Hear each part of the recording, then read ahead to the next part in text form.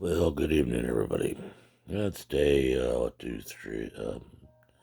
day two of the shelter in place, as they call it here in California. Now, naturally, people like me have to go to work every day. Well, the only plus side to this whole thing is I can make it from my house to work, 36 miles, 20 minutes. But for a place that's supposed to be locked down, there's sure a lot of people on the road. We're doing a lot of trucks. We're cleaning a lot of friggin' trucks. Which tells me plants are still being opened. Commerce is still going on. So I don't know. I understand that law enforcement out here heard a rumor they're going to start pulling people over to find out if they're part of essential services or why they're out and about. And looking at the vague guidelines from the health department, damn near anything be labeled as being legal to be going out. So how do they enforce it?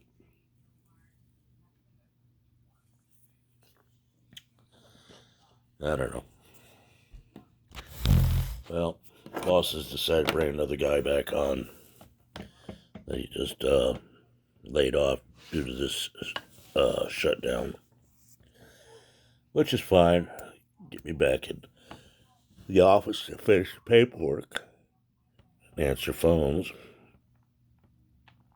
But no, I ain't understanding all this. I ain't understanding the numbers, and my paranoid side's kicking in.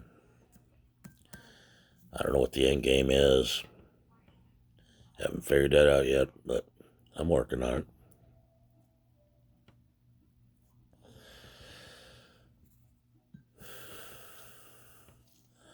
One thing you need to inform everybody during a health crisis, each respective state governor ends up having more power than the President of the United States.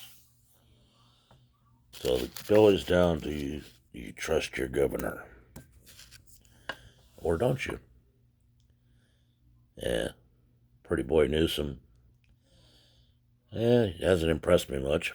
He's done some good things, but mostly he's followed the Democrat playbook.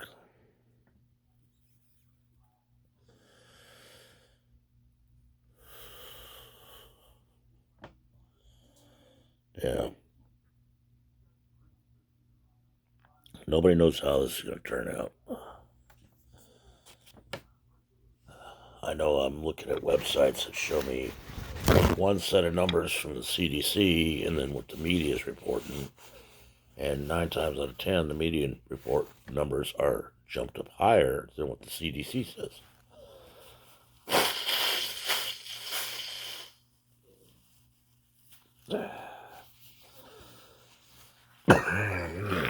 Makes you wonder who's telling the truth, the CDC or the press. I hope for the CDC. I still say this virus is probably pretty bad, but the numbers don't add up. You got confirmed cases, you got recovered cases, and you got deaths. But you add the recovered and the deaths together, it doesn't match up to the confirmed cases. So what the hell's going on?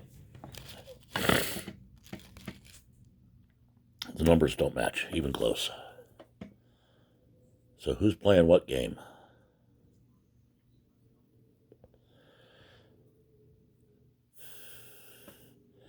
It is awful funny that this kind of showed up right about the time coming up to elections.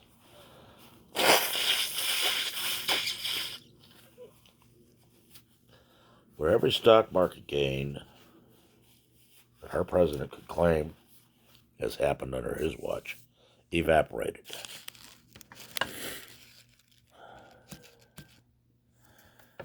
Well, Does that mean I lose support for our president? Nope. I still like what job he's done. I like the fact he's stepping up. Even though you're going to hear the Dems and some Republicans say, oh, it's not enough. You need to do this. Well, if they quit tacking all these side jobs onto all these bills, maybe something would actually get done. But, every bill that goes through the Senate or the Congress has got to have these riders on it.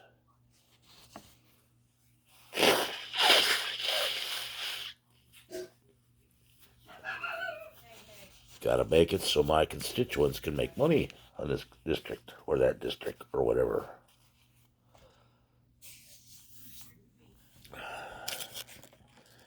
Everybody talks about flattening the curve by isolating in place.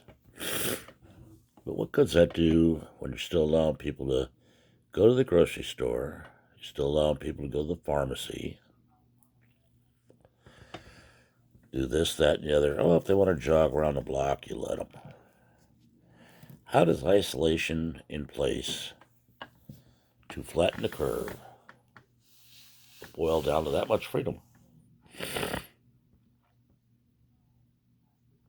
If you're in isolation, in my book, that means you're in one place. Boom, that's it. Bing, bing, bing, done. Now out here in California, a lot of these restaurants have closed down their dining rooms. They've gone to Diner Dash or Uber Eats or something like that to have food delivered to people. Okay, that means you still have people work in the kitchen. Have you tested each and every one of them? Have you tested your Uber Eats drivers? No.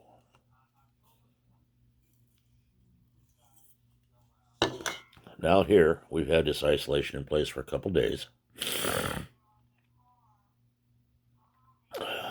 Funny thing is, I see a whole lot of people still going to work every day.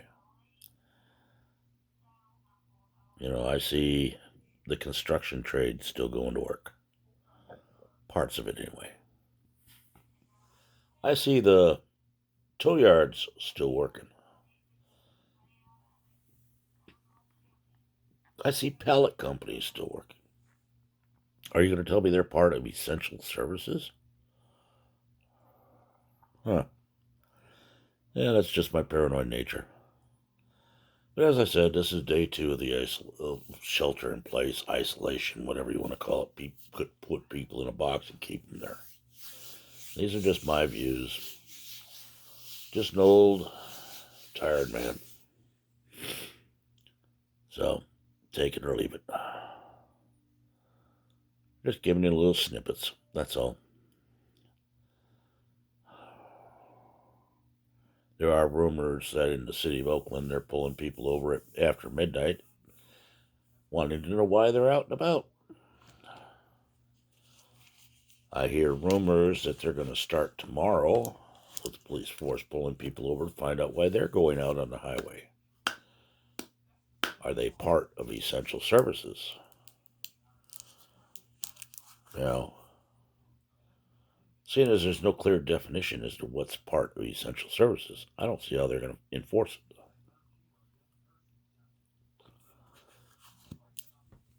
I mean, granted, my business cleans tankers, chemicals, and food grade.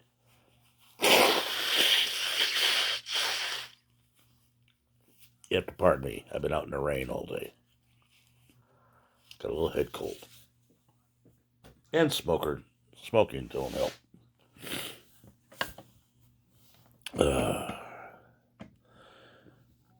But being a tanker cleaner, we figure we're essential because the chemical plants are still working to make hand sanitizer and all that stuff. The food plants are still making food. So we figure we're essential. Well, nobody's ever given us a clear definition. As my boss and I talked about, we may be they may come in and shut us down any day. Who knows? Who really knows? I don't think the government even knows. They threw that out to be happy talk and to prove to the people that they're doing something. But I don't think any of them have a clue as to what to do. But this is the old redneck. If you like the video, subscribe. If you don't, you want to make a comment, make one. I'll read it. Got something you want me to talk about or want my opinion on? Ask me. Send the emails to redneckrebel1956@gmail.com. I'll answer them. If I use it, I'll give you credit for it. You want to bitch me out? Do the same thing. Use the email. I may use your bitching in one of my videos. I can't guarantee I won't. But if I'm wrong, y'all go ahead and tell me so. For now, I'd like everybody to remember our people serving overseas. Remember the people, the elderly in your neighborhood. Check on them. Make sure they're okay. Remember the vets that have come home. If you have a chance, give them a hand up, not a handout. If you hire a vet, 9 times out of 10, you won't regret it. From this old vet, I salute you. May everybody stay well. Do the best you can not to lose your humanity. Don't let this madness run your life.